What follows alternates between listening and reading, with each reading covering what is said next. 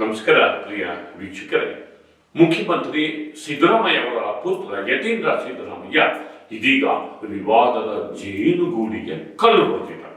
ಇದರ ನಡುವೆ DCM DK Shivakumar ಅವರು ಈವರೆಗೆ ತಮ್ಮ ರಾಜಕೀಯ ಬದುಕಲ್ಲಿ ತೋರಿಸದೇ ಇರುವಂತಹ ತಾಳ್ಮೆ ಇದೀಗ ಆ ತಾಳ್ಮೆಯನ್ನ ಮುರಿಯುವ ಘಟ್ಟಕ್ಕೆ ಬಂದಿದ್ದಾರೆ.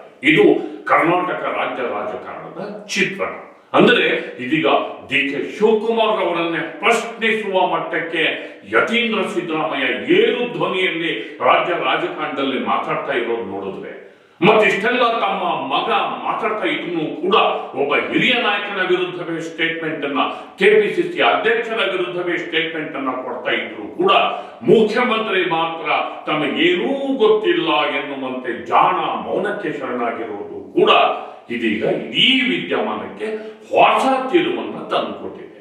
ಅಂದ್ರೆ ಎಲ್ಲೋ ಒಂದ್ ಕಡೆ ಕರ್ನಾಟಕ ರಾಜ್ಯ ರಾಜಕಾರಣ ಕ್ರಮೇಣ ಬಿಕ್ಕಟ್ಟಿನಂತ ತಿರುತ್ತಾ ಲಾಜಿಕಲ್ ಎಂಡಿಗೆ, ತಾರ್ಕಿಕ ಅಂತ್ಯಕ್ಕೆ ಹೋಗ್ತಾ ಇದೆಯಾ? ಅಂದ್ರೆ ಮುಖ್ಯಮಂತ್ರಿ ಕೂಡ ಅದೇನಾಗುತ್ತೋ ಆಗಲಿ ಅಂತ ಬಗೆಹರಿಲಿ ಅನ್ನುವ ತೀರ್ಮಾನಕ್ಕೆ ಏನಾದ್ರೂ ಬಂದಿದ್ದಾರ? ಈ ಎಲ್ಲ ವಿಚಾರಗಳ ಬಗ್ಗೆ ಇಂದಿನ ಮಾತು ಮಂಥನ ಸ್ನೇಹಿತರೆ. ಗೆಳೆಯರೆ, ಮುಖ್ಯಮಂತ್ರಿಗಳ ಮಗ ಯತೀಂದ್ರ ಸಿದ್ದರಾಮಯ್ಯ ಇದೀಗ ವಿವಾದದ ಕೇಂದ್ರ ಬಿದ್ದು ತಣ್ಣಗಿದ್ದಂತಹ ರಾಜ್ಯ ರಾಜಕಾರಣದ ಕೊಳದಲ್ಲಿ ಕಲ್ಲನ್ನ ಬಿಸಾಕುವ ಮೂಲಕ ಇದೀಗ ವಿದ್ಯಮಾನಗಳು ಮತ್ತೊಮ್ಮೆ ಪುಟಿದೇಳುವಂತೆ ಮಾಡಿದ್ದಾರೆ. ಇದ್ದಕ್ಕಿದ್ದ ಹಾಗೆ ನಾಯಕತ್ವ ಬದಲಾವಣೆ ಕುರಿತು ಅವರು ಮಾಡಿದ ಸ್ಟೇಟ್ಮೆಂಟು ಇದೀಗ ಡಿಕೆ ಶಿವಕುಮಾರ್ ಅವರ ಬಣವನ್ನ ಕೆರಳಿಸಿದೆ. ಡಿಕೆ ಶಿವಕುಮಾರ್ ಅವರು ಅವರೇ ಹೈಕಮಾಂಡ್ ಅಂತ ವ್ಯಂಗ್ಯ ಮಾಡಿದ್ರು. ಮತ್ತೆ ಅದಕ್ಕೆ ಎದುರೇಟು ಕೊಡುವಂತೆ ಯತೀಂದ್ರ ಅವರು ಮತ್ತೊಂದು ಸ್ಟೇಟ್ಮೆಂಟ್ ಅನ್ನ ಮಾಡಿ ತಮ್ಮ ನಿಲುವನ್ನ, ತಮ್ಮ ತಂದೆಯನ್ನ ಸಮರ್ಥಿಸಿದ್ರು. ಅಂದ್ರೆ ಎಲ್ಲೋ ಒಂದ್ ಕಡೆ ಡಿಕೆ ಶಿವಕುಮಾರ್ ಮತ್ತು ಯತೀಂದ್ರ ಸಿದ್ದರಾಮಯ್ಯ ಅವರ ನಡುವಿನ ಈ ಸಮರ ಎರಡು ಬಣಗಳ ನಡುವಿನ ಸಮರವಾಗಿ ಮಾರ್ಪಟ್ಟಿದೆ. ಯತೀಂದ್ರ ಸಿದ್ದರಾಮಯ್ಯನವರು ಇದೀಗ ಡಿಕೆ ಶಿವಕುಮಾರ್ ಅವರ ಮೇಲೆ ಟೀಕಾ ಪ್ರಹಾರವನ್ನ ಪರೋಕ್ಷವಾಗಿ ಅವರಿಗೆ ಎದುರೇಟನ್ನ ಕೊಡುವುದರ ಮೂಲಕ ಇದೀಗ ವಿದ್ಯಮಾನದ ಕೇಂದ್ರ ಬಿಂದುವಾಗಿದ್ದಾರೆ. ಹಾಗೆಯೇ ಡಿಕೆ ಶಿವಕುಮಾರ್ ಅವರ ತಾಳ್ಮೆಯ ಕಟ್ಟೆ ಒಡೆಯಲಿಕ್ಕೆ ಇದೇ ಮುಖ್ಯವಾದಂತಹ ಕಾರಣ. ಯತೀಂದ್ರ ಸಿದ್ದರಾಮಯ್ಯ ಅವರು ಎಲ್ಲ ಖಾತೆಗಳಲ್ಲಿ ಕೈ ಹಾಕೋದಷ್ಟೇ ಅಲ್ಲ, ರಾಜಕೀಯವಾಗಿಯೂ ಕೂಡ ಇದೀಗ ಎಲ್ಲರನ್ನೂ ಕಂಟ್ರೋಲ್ ಮಾಡುವ ಮಟ್ಟಕ್ಕೆ ಮನೋಭಾವವನ್ನ ತೋರ್ತಾ ಇದ್ದಾರೆ. ಮತ್ತು ಮುಖ್ಯಮಂತ್ರಿಗಳು ಇದಕ್ಕೆ ಏನೂ ಮಾತಾಡ್ತಾ ಇಲ್ಲ ಅನ್ನೋ ವಿಚಾರ ಇದೆಯಲ್ಲ, ಇದೀಗ ಕರ್ನಾಟಕ ರಾಜ್ಯ ರಾಜಕಾರಣದ ಚರ್ಚೆಯ ವಿಚಾರ ಆಗಿದೆ. ಮತ್ತು ಕರ್ನಾಟಕ ಕಾಂಗ್ರೆಸ್ ರಾಜಕಾರಣವನ್ನ ಶೇಪ್ ಮಾಡ್ತಾ ಇದೆ. ಇದು ಶೇಪ್ ಮಾಡ್ತಾ ಇದೆ. ಆದ್ದರಿಂದ ಈವರೆಗೆ ಏನು ತಾಳ್ಮೆಯನ್ನ ತೋರಿಸ್ತಾ ಬಂದಿದ್ದು ಡಿಕೆ ಶಿವಕುಮಾರ್, ಇದೀಗ ಆ ತಾಳ್ಮೆಯನ್ನ ಮುರಿಯುವ ಘಟ್ಟಕ್ಕೆ ಬಂದು ತಲುಪಿದ್ದಾರೆ. ಇವತ್ತು ಕೂಡ ಡಿಕೆ ಶಿವಕುಮಾರ್ ಅವರು ಸ್ಪೆಸಿಫಿಕ್ ಆಗಿ ಹೇಳಿದ್ರು, ಹೈಕಮಾಂಡ್ ಸಮ್ಮುಖದಲ್ಲಿ ನನ್ನ ಮತ್ತು ಸಿಎಂ ನಡುವೆ ಏನ್ ಮಾತುಕತೆ ಆಗಿದೆ ಅಂತ ನಮಗೆ ಗೊತ್ತಿದೆ, ಉಳಿದವರು ಬಾಯಿ ಮುಚ್ಕೊಂಡಿರ್ಲಿ ಅನ್ನೋ ಮಾತನ್ನು ಹೇಳಿದ್ರು. ಈಗ ಅವರ ಪ್ರತಿಕ್ರಿಯೆ ನೋಡೋಣ. ಯಾರು ಒಬ್ರು ಮಾತಾಡ್ತೀನಿ, ನಾನು ಹೋಗ್ತಾ ಇರ್ತೀನಿ. ಈಗ ನೋಡ್ರಿ, ನಾನು ಸಿದ್ದರಾಮಯ್ಯನವರು ಏನ್ ಮಾತಾಡಿದೀವಿ ನನಗೆ ಗೊತ್ತು. ನಾವಿಬ್ಬರೇ ಕದ್ದು ಮುಚ್ಚಿ ಮಾತಾಡ್ಕೊಂಡಿಲ್ಲ. ನಮ್ಮ ಪಕ್ಷದ ವರಿಷ್ಠರು ನಾವು ಎಲ್ಲ ಸೇರಿ ಮಾತಾಡಿದ್ವಿ. ಆ ಮಾತು ಪ್ರಕಾರ ಇಬ್ರು ನಾವು ಮಾತಾಡ್ಕೊಂಡಿದ್ದೀವಿ. ಬೇರೆಯವರೆಲ್ಲ ಇದಕ್ಕೆ ಟೆನ್ಷನ್ ತಗೊಳ್ಳೋದು, ಸ್ಟೇಟ್ಮೆಂಟ್ ಕೊಡೋದ್ರಿಂದ ಯಾರಿಗೂ ಏನು ಪ್ರಯೋಜನ ಆಗುದಿಲ್ಲ. ಯಾರಿಗೂ ಏನು ಪ್ರಯೋಜನ ಇಲ್ಲ. ಅವ್ರು ಯಾರು ಸ್ಟೇಟ್ಮೆಂಟ್ ಕೊಡ್ತಾ ಇದ್ದಾರೆ, ನನ್ನ ಪರ ಕೊಡ್ತಾ ಇರ್ಬೋದು, ನನ್ನ ವಿರೋಧ ಕೊಡ್ತಾ ಇರ್ಬೋದು, ಮಂತ್ರಿಗಳಿರ್ಬೋದು, ಶಾಸಕರಿರ್ಬೋದು, ಯಾರೇ ಇರಲಿ, ಪಾರ್ಟಿ ಡ್ಯಾಮೇಜಿಂಗ್ ಸ್ಟೇಟ್ಮೆಂಟ್ಗಳೇ ಹೊರತು ಪಾರ್ಟಿಗೆ ಒಳ್ಳೇದು ಮಾಡೋ ಸ್ಟೇಟ್ಮೆಂಟ್ ಅಲ್ಲ. ಎಲ್ಲ ಬಾಯಿ ಮುಚ್ಕೊಂಡು ಸುಮ್ಮನೆ ಇದ್ರೆ ಒಳ್ಳೇದು ಅಂತ ಮಲ್ಲಿಕಾರ್ಜುನ ಖರ್ಗೆ ಸಾಹೇಬರು ಹೇಳಿದ್ದಾರೆ. ಅದನ್ನ ನಾವು ಪಾಲನೆ ಮಾಡ್ಕೊಂಡು ಹೋಗ್ಬೇಕು. ನಾವು ಮಾತಾಡಿದ್ರೆ ನೋಟಿಸ್ ಕೊಡ್ತಾರೆ, ಯತೀಂದ್ರ ಅವ್ರಿಗೆ ಯಾಕೆ ನೋಟಿಸ್ ಕೊಡಲ್ಲ ಅನ್ನೋ ಪ್ರಶ್ನೆಯನ್ನ ಇಕ್ಬಾಲ್ ಹುಸೇನ್ ಅವರು ಮಾಡಿದ್ದಾರೆ. ಹೈಕಮಾಂಡ್ ಕೇಳೋಣ.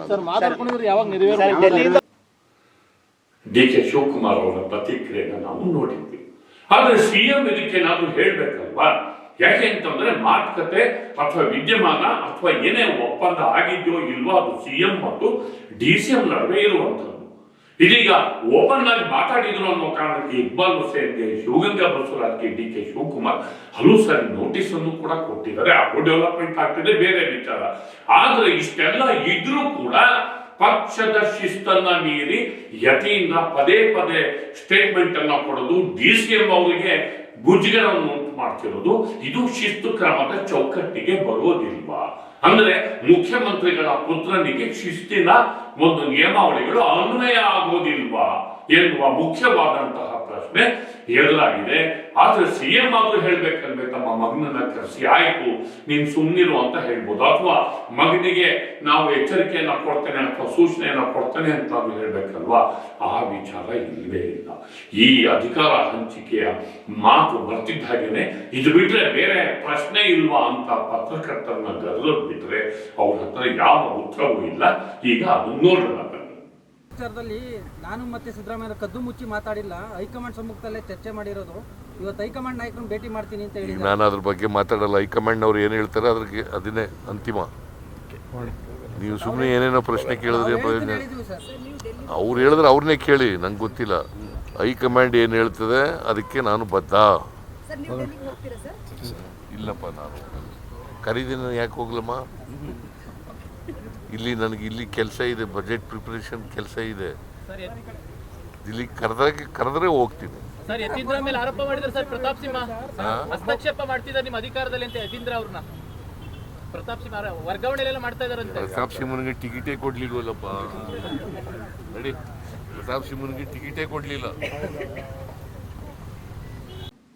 ಈ ಡೆವಲಪ್ಮೆಂಟ್ಸ್ ನೋಡ್ತಾ ಇದ್ರೆ ಕರ್ನಾಟಕ ರಾಜ್ಯ ರಾಜಕಾರಣ ಬಿಗಡಾಯಿಸುವ ಸ್ಥಿತಿಗೆ ಹೋಗ್ತಾ ಇದೆ. ದೆಹಲಿಗೆ DK ಶಿವಕುಮಾರ್ ಅವರು ಹೋಗಿದ್ದಾರೆ, ಅಲ್ಲಿ ಪಕ್ಷದ ವರಿಷ್ಠರನ್ನ ಭೇಟಿ ಮಾಡ್ತಿದ್ದಾರೆ. ಅವರು ಅಸ್ಸಾಂ ಚುನಾವಣೆಯ ವಿಚಾರಕ್ಕೆ ಅವರು ಹೋಗಿದ್ದಾರೆ. ಆದರೂ ಕೂಡ ಅದು ಯಾವ ರೀತಿಯ ಚರ್ಚೆ ನಡೀಬಹುದು, ಕರ್ನಾಟಕ ರಾಜ್ಯ ರಾಜಕೀಯದ ಬಗ್ಗೆ ಚರ್ಚೆ ನಡೆಯುತ್ತಾ ಮತ್ತು ಈವರೆಗೆ ತೋರಿಸ್ಕೊಂಡ್ಬಂದಂತಹ ತಾಳ್ಮೆಯನ್ನ ವರಿಷ್ಠರ ಮುಂದೆ ಅವರು ಮುರಿತಾರ? ಇದು ಮುಂದಿನ ಪ್ರಶ್ನೆ ಆಗಿದೆ. ಹೈಕಮಾಂಡ್ ಮಧ್ಯಪ್ರವೇಶ ಮಾಡದೆ ಹೋದ್ರೆ ಕರ್ನಾಟಕದಲ್ಲಿ ಕಾಂಗ್ರೆಸ್ ಬಹಿರಂಗ ಕದನದ ಅಖಾಡ ಆಗೋದಂತೂ ನಿಶ್ಚಿತ ಅನ್ನೋ ಮಾತನ್ನ ಹೇಳ್ತಾ ನನ್ನ ಮಾತನ್ನ ಮುಗಿಸ್ತಿದ್ದೇನೆ.